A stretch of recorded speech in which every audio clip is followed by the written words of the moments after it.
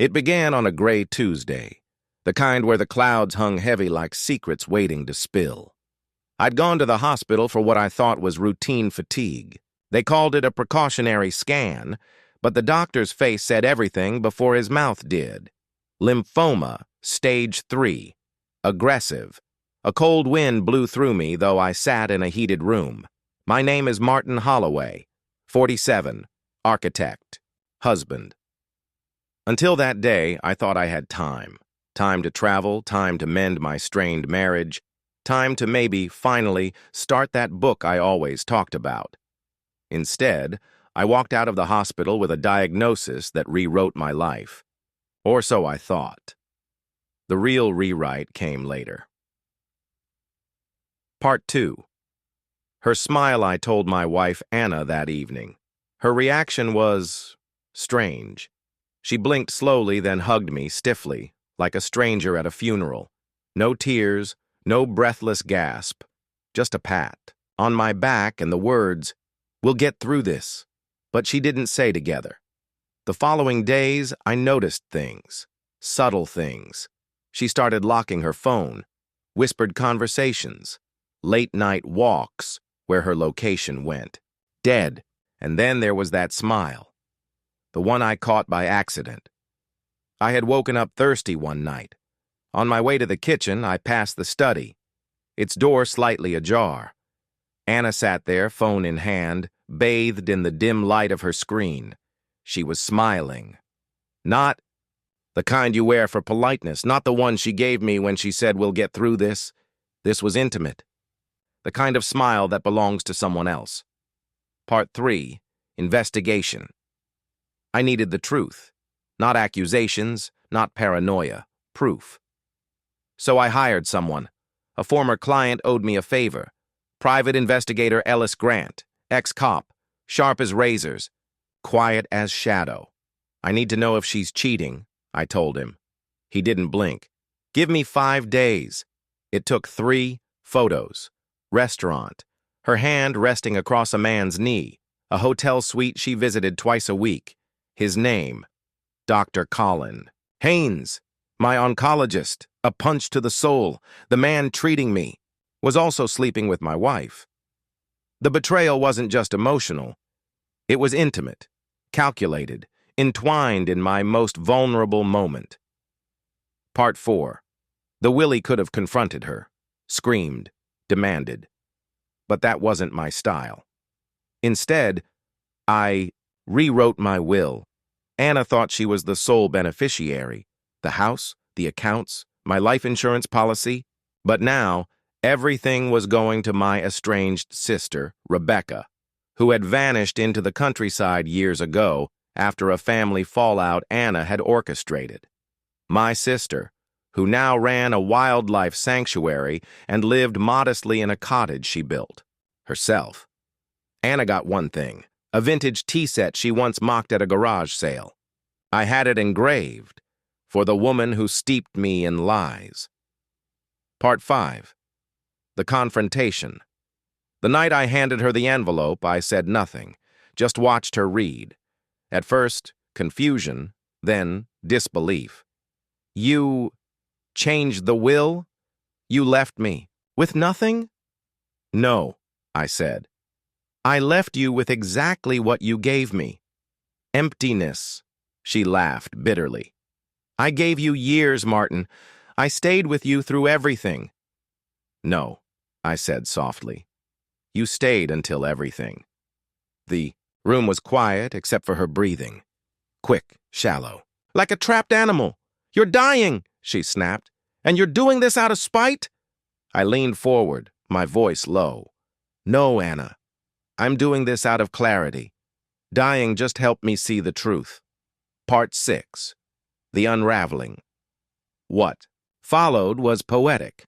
Dr. Haynes lost his license, not because of me, but another patient filed a complaint. Turns out he'd been prescribing treatments without documenting them, covering for Anna's theft from the charity I designed their clinic for. Yes, she'd stolen from cancer patients. Ellis, the PI, uncovered the shell accounts. I turned them over anonymously. The IRS loved it. Anna faced charges. Haynes disappeared. Rumor was he fled to Belize. Me? I went into remission. Unexpected. Miraculous, they called it. I called it justice. Epilogue. The last letter a year later, I received a letter. From prison. Anna's handwriting. You were always smarter than I gave you credit for. I underestimated how much betrayal can sharpen a man. But I did love you once. I just loved myself more. I burned the letter without reading the rest. And then I booked a flight to see my sister Rebecca. She met me at the edge of her sanctuary, arms wide, eyes misty. I got your message, she said. No, I replied, smiling. You got my will. The end. There were so many things I wanted to say to Rebecca over the years. Apologies, regrets, questions, but guilt kept me silent. It took a diagnosis to shake me out of my stupor, to realize Anna had never wanted reconciliation with my sister. Only silence. Rebecca was a mirror, a witness to the manipulation I refused to see. Anna made sure that mirror shattered. So I sent a letter. And in it, I told the truth. Not just about the will, but about everything. Scene 1. The cabin on the ridge.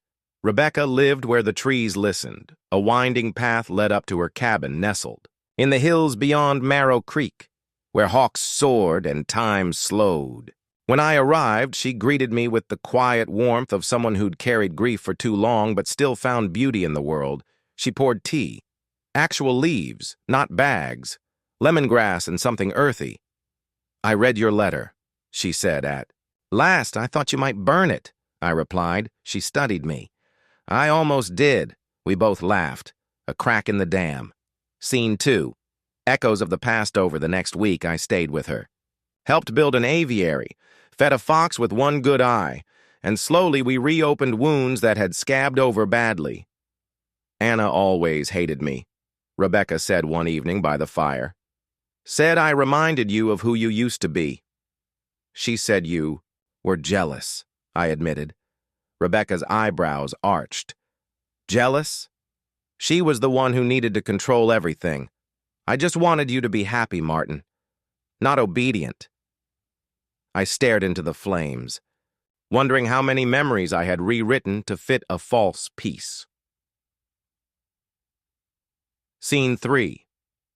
The stranger in the trucket was the third day when trouble found us. A rusted Ford pickup lingered too long at the edge of the sanctuary trail. I spotted it while trimming hedges near the barn. Tinted windows. Engine still running. Rebecca stiffened. That's not a local, she murmured. Too clean. Later that night, she found a footprint by the chicken coop. Fresh. Deep. A man's boot. I didn't say it, but we both felt it. Someone was watching. Scene 4. Anna's last move. A week later, I got a call from Ellis Grant, my PI. Martin, he said, low and urgent. We've got a situation. Anna's out. My blood turned to ash. What? Released. On appeal. Technicality. She's not at your house, but her bank account was accessed in Marrow Creek 2 nights ago. The truck. She's coming for something, Ellis said. Maybe revenge or closure. Depends what she thinks you still have.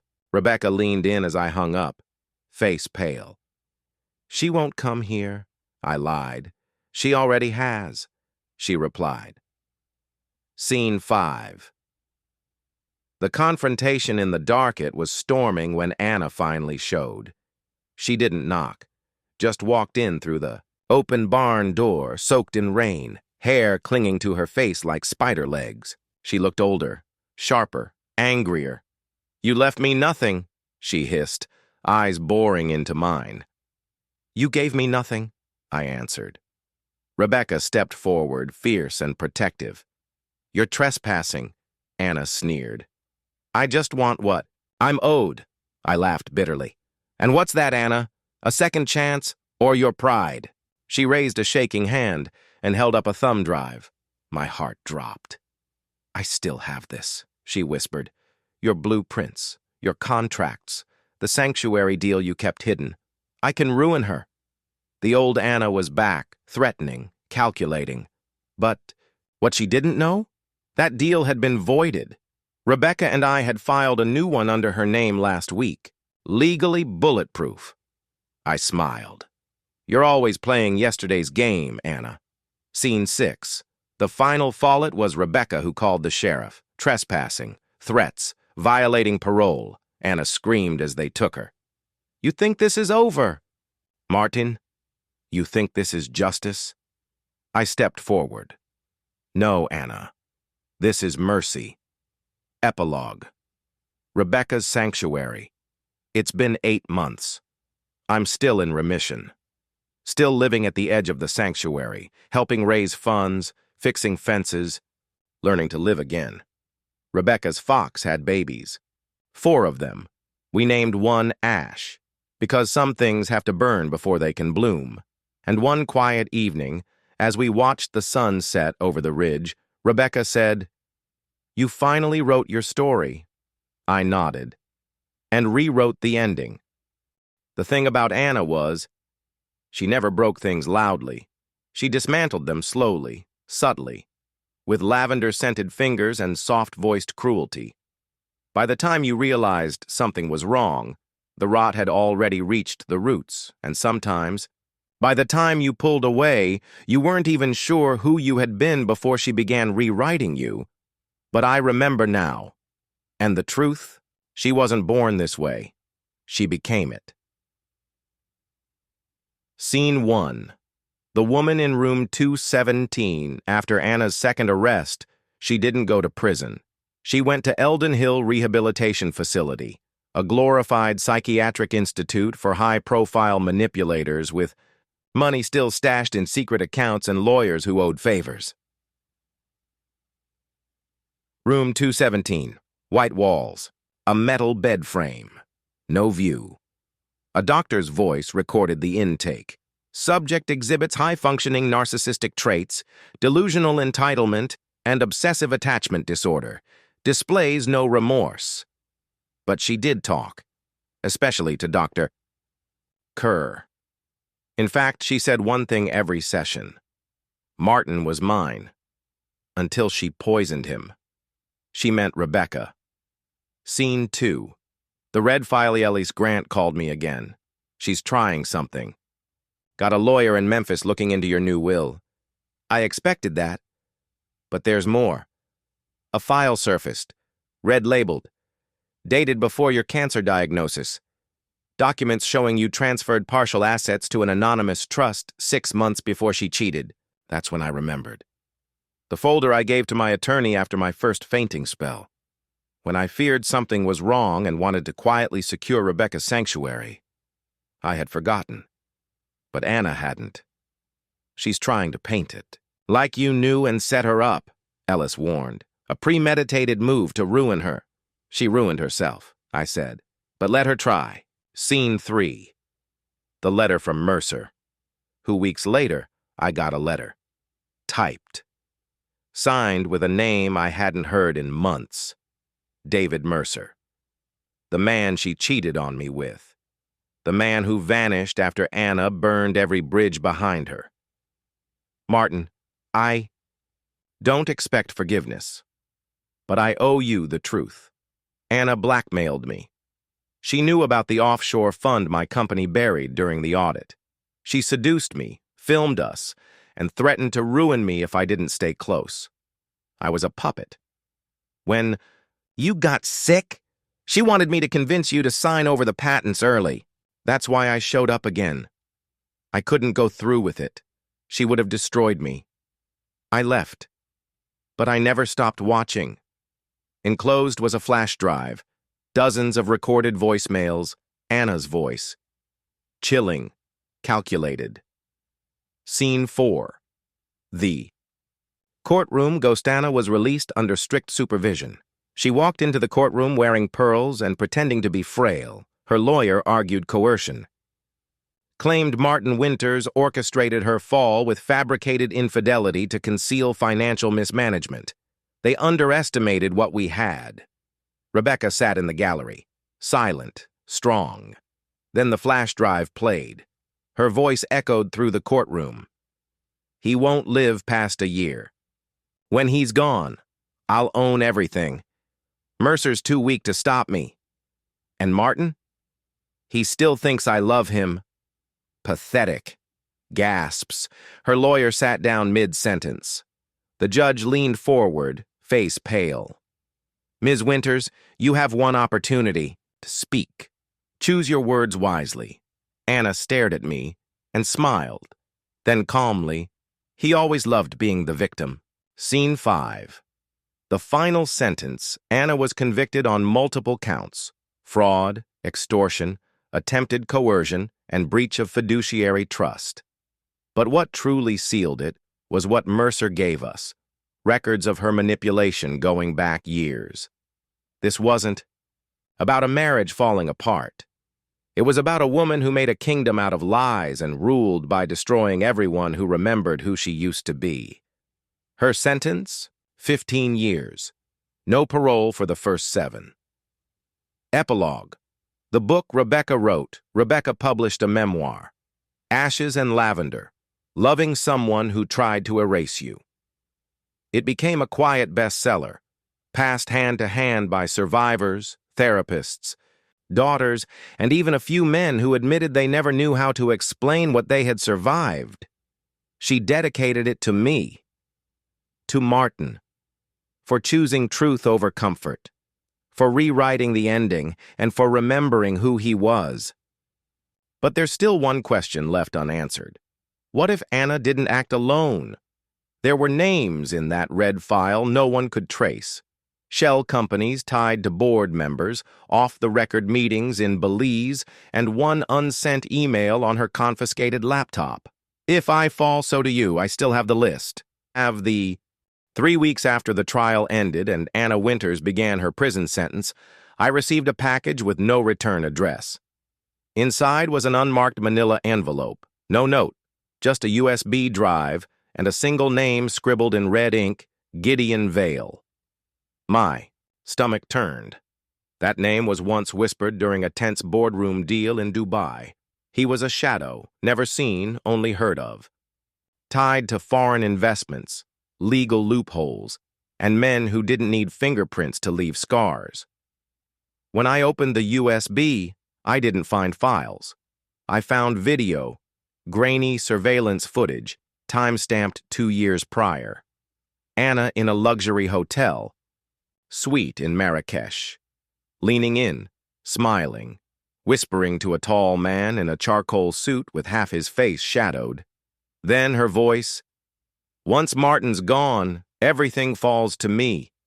I already moved the patents under Horizon's shell. He trusts me with his passwords. And the man?" He didn't reply. He only slid a folder across the table, the same red-marked folder Ellis found later, buried in my old office safe. Scene 2. Ellis Diggs DiParelli sat across from me at the cabin, rain tapping on the windows. I ran the name through 5 databases. Gideon Vale isn't officially tied to any company, but he owns everything: offshore trusts, Hong Kong accounts, ties to weapons research firms, and private equity shops in nations with no extradition treaties. "Why Anna?" I asked. Ellis stared at the USB as if it might bite. Because she was perfect, charming, smart, and dying to matter again.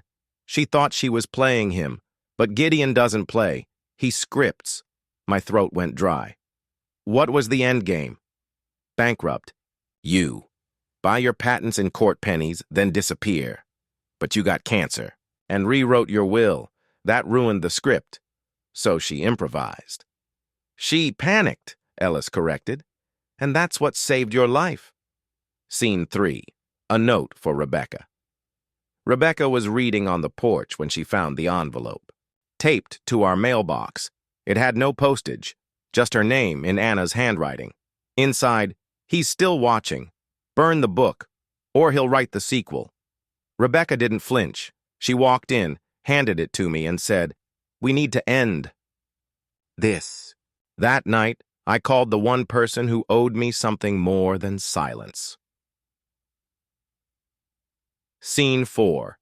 David Mercer returns. David Mercer looked older, leaner, but he hadn't lost that jittery energy, like someone who lived too long waiting for the other shoe to drop. Gideon Vale was never Anna's plan, he said over whiskey. He found her, groomed her, used her. When I tried to pull out, he threatened to leak my past crimes to the SEC. That's when I disappeared. You sent the flash drive. I was trying to wash my hands. I slid him the red folder. His hand shook as he flipped through it. She wasn't the only one. Vale had others. Anna was just his favorite toy. And Martin, you were the mark he couldn't fully break. Why come back now? He looked at me and whispered, because Rebecca's in danger. And you still don't know what Anna didn't tell you. Scene 5. The missing account that night, Ellis called again. Voice sharp. I found a missing account. One Rebecca's name is tied to. What do you mean? It's not hers. Anna created it, and it holds over $2 million. Silence. She made it look like Rebecca was embezzling from your foundation. A setup. With the right trigger, Vale could ruin her, even from prison. I turned to Rebecca. She'd heard every word, tears brimmed, but she held them back. She planned to erase me, she whispered. Not just you, I said. Us! Scene 6. The fire at Cell 3C. The news broke at 3:14 a.m. Prison fire at North Gate. Inmate Anna Winters presumed dead. The footage showed chaos, smoke billowing through corridors, guards shouting, sirens blaring, but no body was found. Just a single phrase spray-painted on the wall of Cell 3C. Ashes remember everything. By morning, Rebecca received a single email from a burner account. Subject, time's up. Attachment, a photo. Anna, sitting in a car, alive, smiling, to be continued. We didn't run. We didn't hide.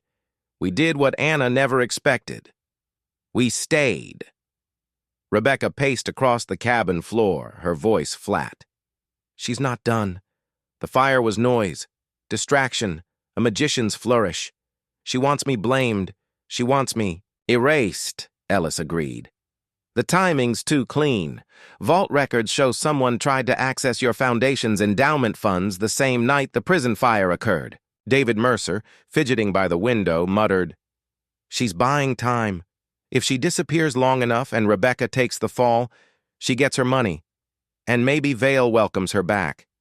I looked at Rebecca. Then we go on the offensive. Scene 2. The banker with no name. We flew to Zurich under aliases provided by Ellis. The bank, one of those polished monstrosities nestled beneath snow-capped mountains, didn't ask many questions, unless you asked the wrong ones. That's why we brought a question they couldn't ignore. Why is this account tied to a woman presumed dead? The clerk, a wiry man with a British accent and eyes like old stone, tensed at the folder Ellis dropped on the counter. Inside were forged signatures, forged charities, and a transfer request dated 2 days ago. Rebecca leaned in. We need to speak to your director. The banker's eyes flickered toward the door. Then he whispered, She's already been here. Scene 3. The recording that night. A courier delivered a package to our hotel. Inside, an old-school microcassette and a printed transcript. No logo, no sender. The conversation was between Anna and someone called Mother, a woman's voice smooth and emotionless. Mother, you've made a mess, Anna. Anna, I can fix it. Mother, you've exposed Vale, and now your husband's widow is sniffing around. You said she was passive. Anna, I misjudged her. She changed. Mother, no, you did. Then silence, and finally, Mother, the cabin, finish it. Rebecca clutched my arm. She's coming back. Scene 4. The cabin's final night. We returned to the cabin under cover of fog. Every camera Ellis installed was checked twice. David sat in the basement with a rifle and a flask. Midnight passed. Then, headlights. Anna stepped out of the dark blue sedan like she hadn't just faked her death, like she hadn't burned the prison behind her, like she hadn't tried to frame Rebecca, bankrupt me, and disappear. She walked slowly to the front porch, calm, cold, wearing my old sweatshirt, and said, "I came to end this." Scene 5. The confrontation. He stepped outside, closing the door behind me. "You're dead," I said. "Not yet," Anna whispered. "But I had to be, Martin, to see how far you'd go." "I didn't go anywhere. You lit the match." "You never understood," she hissed. "It wasn't about money. It was about being more than the woman you pitied. You got sick and started giving everything away without me. I was your wife, not your footnote." I kept my eyes on her. "Then why the lies? Why veil?" Her lips trembled. "Because he told me I could be you, better than you, and I believed him." From behind her, a shadow moved. Ellis. But Anna didn't flinch. "Don't bother," she said. "You can kill me, or let me disappear. Either way, you've already lost." And that's when Rebecca stepped out. "No, Anna," she said softly. "You lost. You just don't know it yet." Anna froze. Her eyes shifted. Rebecca tossed a folder onto the porch. "Your second account, the one in Barbados. I moved the funds this morning, every last cent." Anna lunged, but Ellis was quicker. She hit the porch floor hard. Ellis cuffed her wrists. Rebecca looked down at her. "I'm not the woman you thought you could erase." Scene 6. The final reveal. 3 weeks later, the full investigation went public. Anna's fake death, her attempt to frame Rebecca, her work with Gideon Vale, Interpol, added Vale to their top wanted list. David Mercer testified anonymously.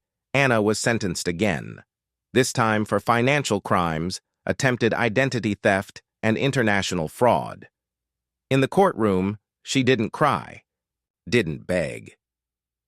She just looked at Rebecca once, long and hollow, and whispered, "He still watches." Epilogue. The house on Orchard Lane.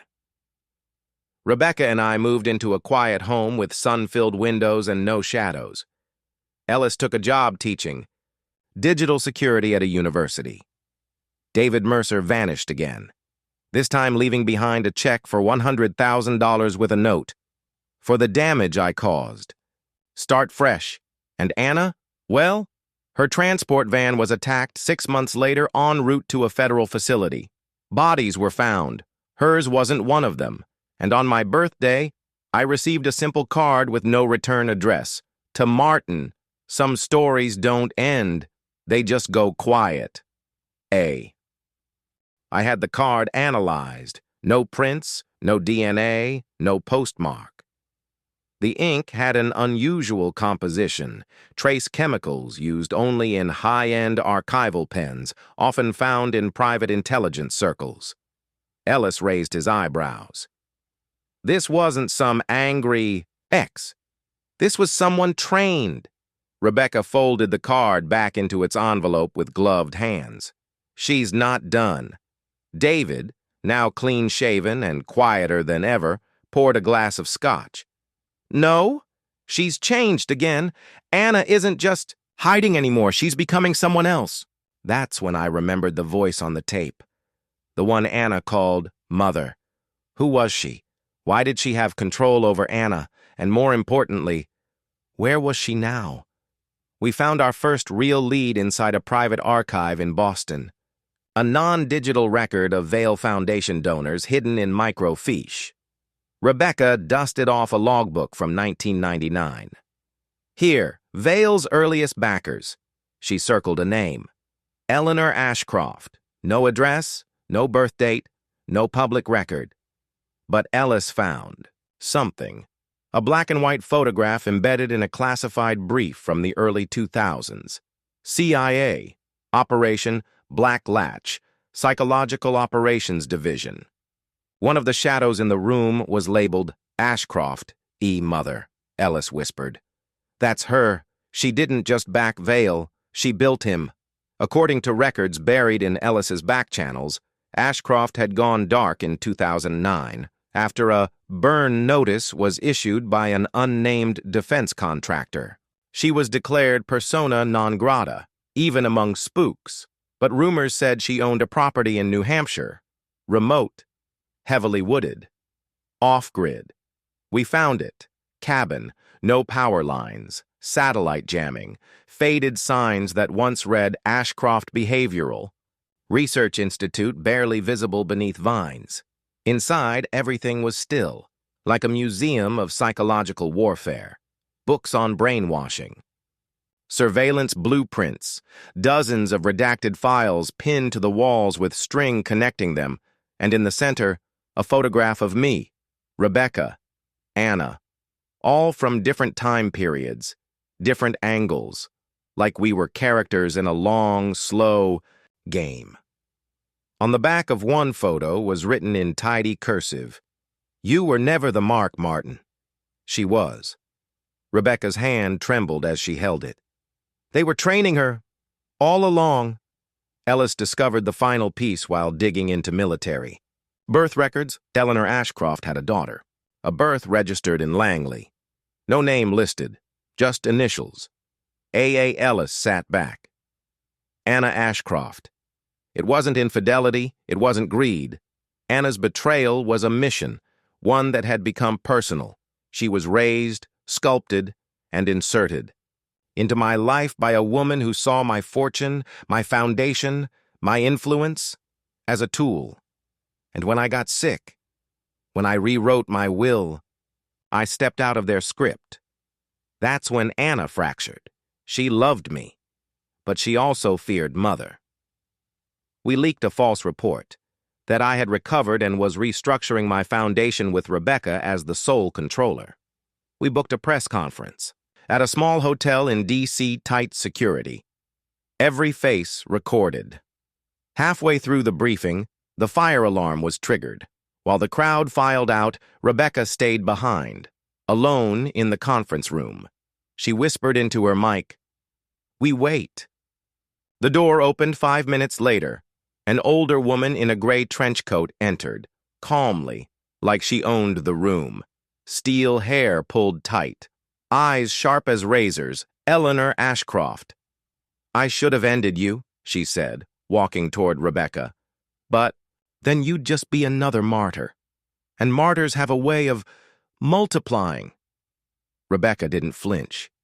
"You trained her, broke her, used her." Eleanor smiled faintly. Anna's gift was always her loyalty. Even when she wanted out, she still couldn't betray me. "She did," Rebecca said quietly, "when she sent me this." She slid a USB across the table. A confession. Anna's voice. The full extent of the Ashcroft program. Eleanor reached for it. That's when Ellis stormed in. Gun raised, FBI behind him, and the door slammed shut. The arrest of Eleanor Ashcroft sent ripples through intelligence communities. The Ashcroft tapes revealed a covert program stretching back 2 decades, manipulating philanthropists, stealing identities, rewriting loyalties. Anna's last message to me arrived encrypted, video only. Her eyes were tired, worn. "I didn't know how deep it went until I met you. You were never supposed to matter. But you did. I hope you and Rebecca find peace. Maybe I'll find it too, somewhere no one's watching." She never said where she was, but a flower appeared every spring on Rebecca's porch. A violet. Anna's favorite. Years passed.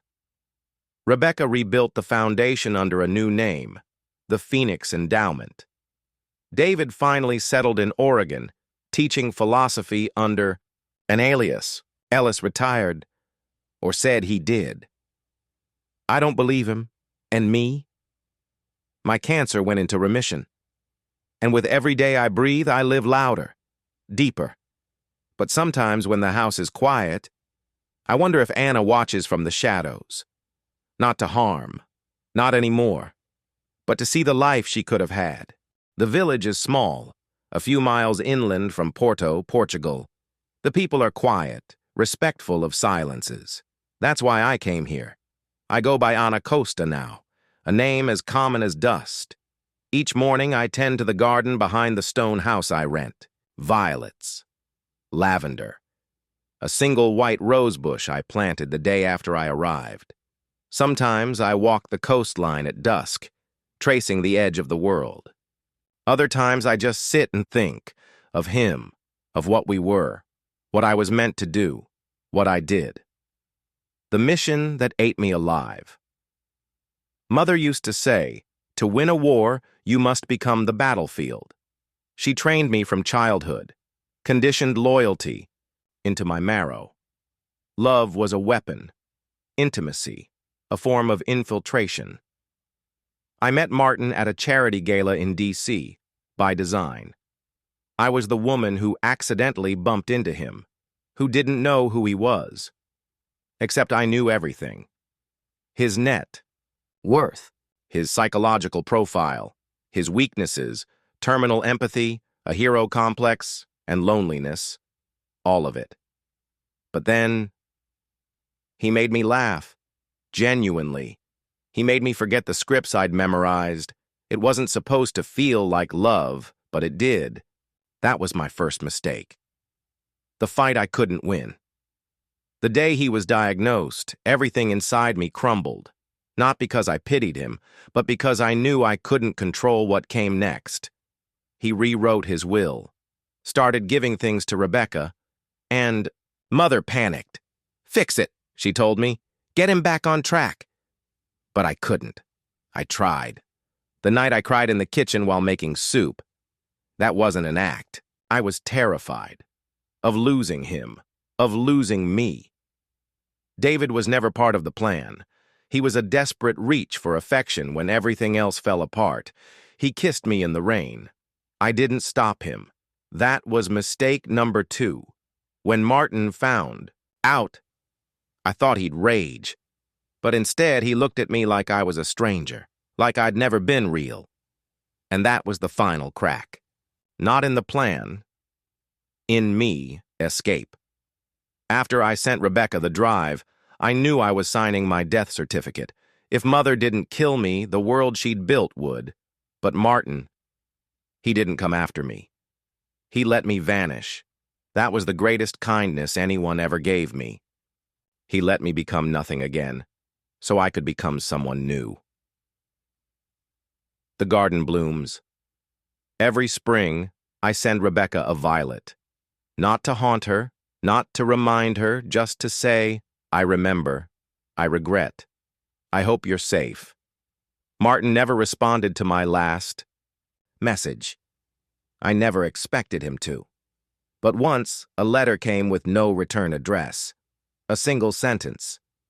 Some things bloom only in wild gardens. I keep it in a box with one of his cufflinks I never returned, the one he wore the night he proposed, and so I exist, he lives simply now. No lies, no surveillance. Just quiet mornings and a cat that refuses to leave my porch. Sometimes I dream of him, sitting beside me, reading in the sun, his hand in mine.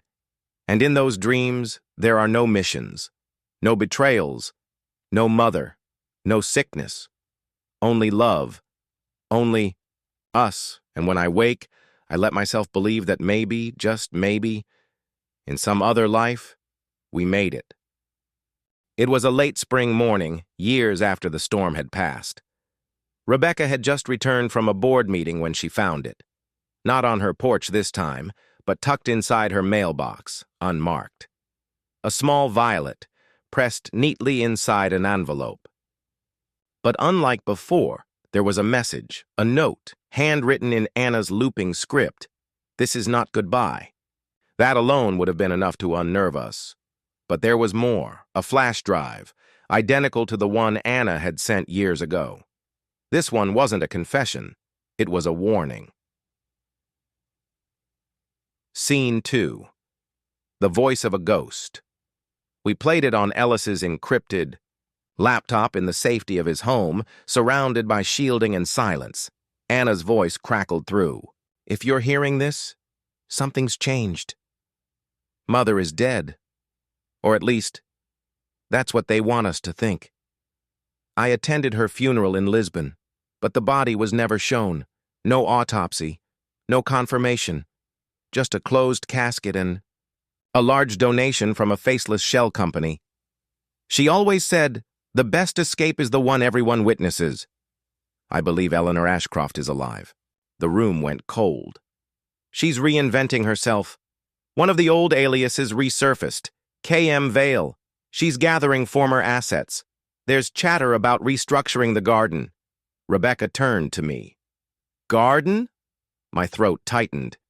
It's what they called the program, and the people in it. Scene 3. The garden never dies, Anna continued. I've stayed quiet all these years. I built a new life, but I heard whispers. Someone's looking for me, not to silence me, to use me. Again. And if they find me, they'll come for you next. I had to warn you.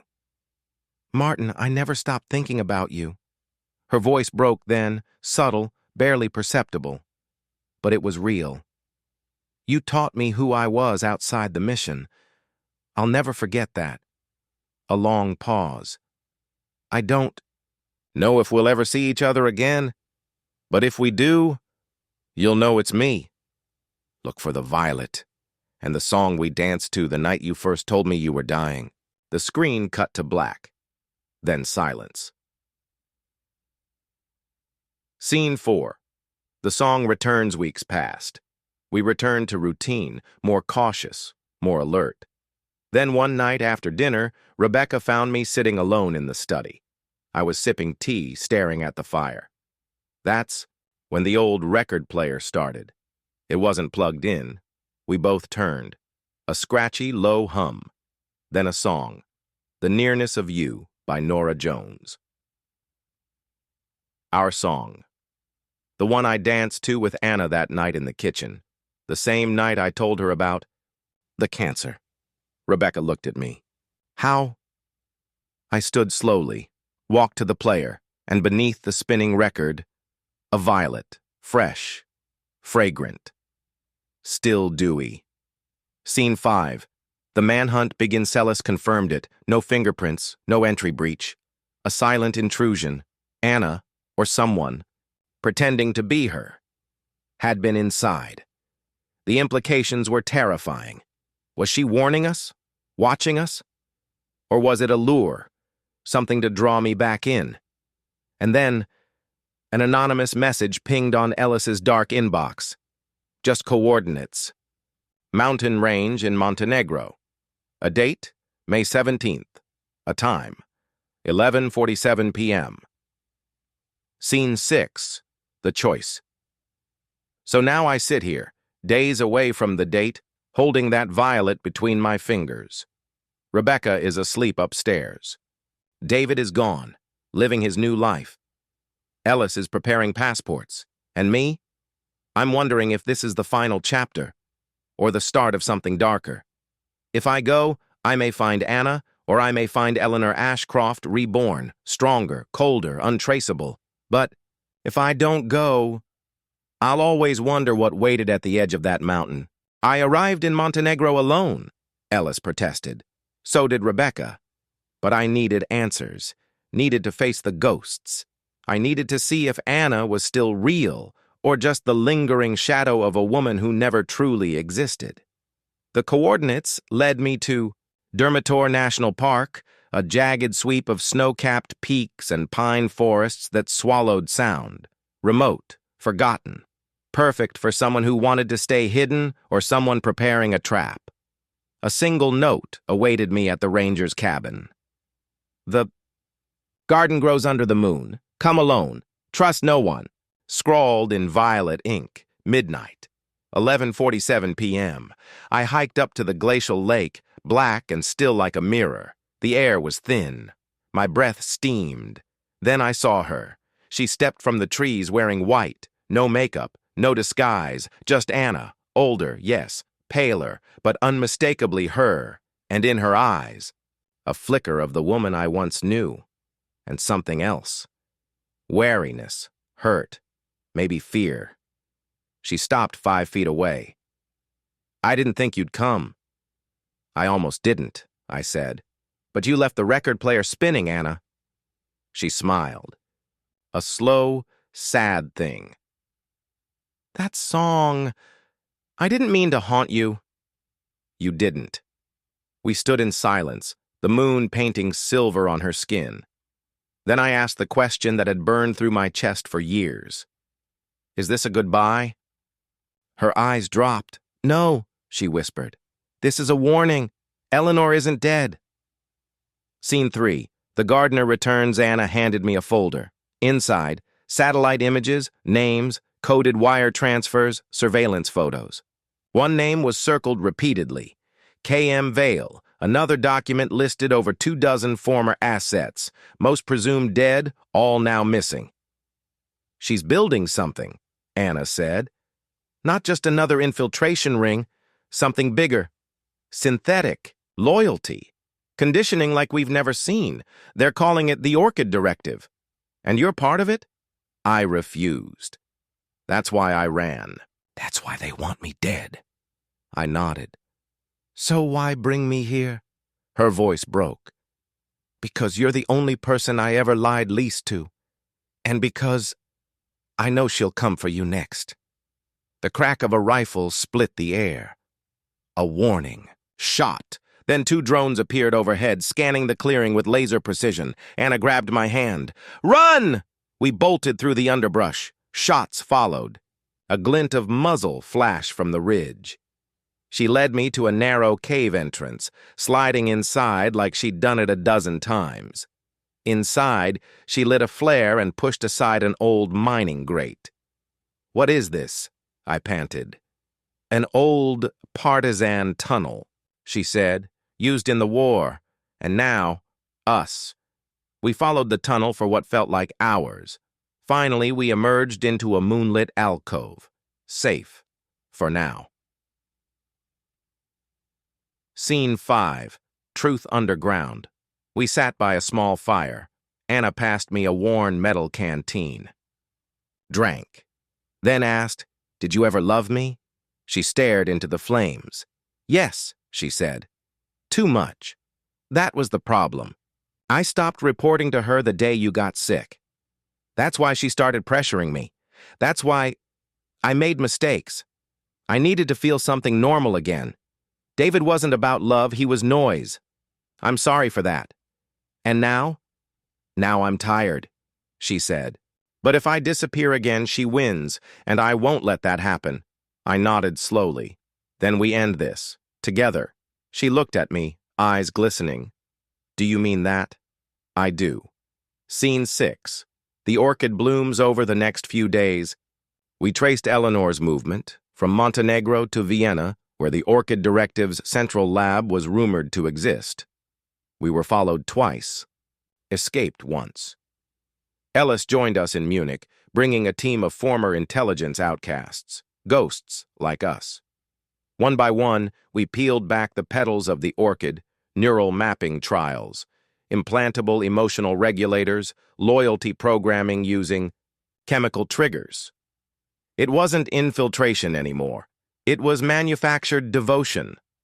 She wasn't growing a network. She was growing obedient gods. Vienna, an abandoned opera house beneath which the lab thrived. We went in at night. No backup.